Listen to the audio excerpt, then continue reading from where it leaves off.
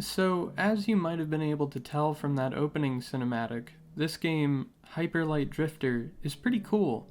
In fact, I'd say that this is one of my favorite games of all time, and I would really like other people to give it a try as well. Now, during that intro, you might have been asking yourself, what just happened? And, well, that's understandable. The game's full story is quite the enigma, and even as you're playing it, and after you've beaten the game, it continues to have you asking questions. For instance, what are those decomposing giants in the opening? Why is the main character constantly puking blood? Or, why is it I've killed an ancient warrior, a giant toad, and a psychic raven, but somehow the most challenging part of this entire game is beating this little purple-caped asshole in a soccer match?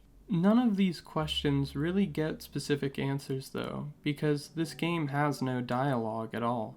The storytelling is extremely subtle in the sense that it just wants you to understand that wherever you walk, shit already hit the fan a while ago. You're just here to clean it up.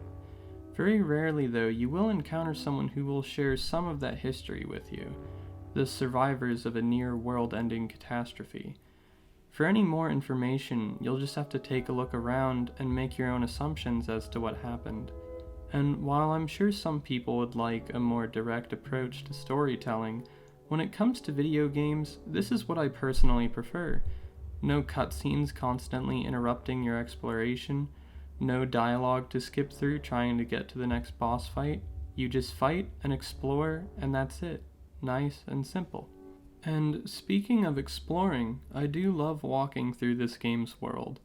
The pixelated art style is absolutely gorgeous, and the game's soundtrack adds onion-like layers of atmosphere to the world.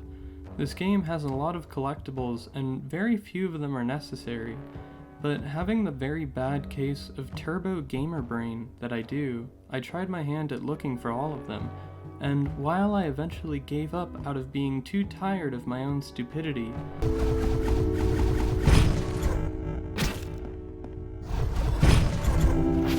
the game's stellar visuals and soundtrack kept me trying for a lot longer than I normally would have.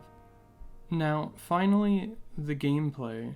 What do you actually do?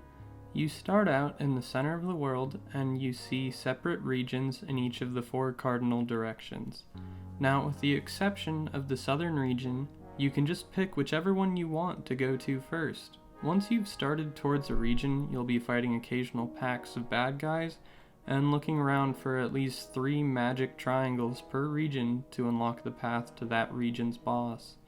Now, of course, like I mentioned earlier, each region has a fair amount of collectibles to find scattered through the labyrinth-like level design, but the only ones you need are just 3 magic triangles. It's a very straightforward process, much like the combat itself, which you'll find yourself in quite a lot. Your character has a sword, a gun, and a dash ability, and really that's all you need to beat the game. But of course, for those that still like a sense of progress in your own abilities, there's plenty of new guns and upgrades for your character that you can unlock throughout the game. Now, while I did mention that the combat was simple, that doesn't mean that it's easy. You'll find that the enemies throughout the game are no joke. They're ready to punish you for any mistake you make. The big ones hurt just as much as you would expect, and the little ones love to make up for their strength with numbers. At the end of the day though, I think showing gameplay is much better than talking about it.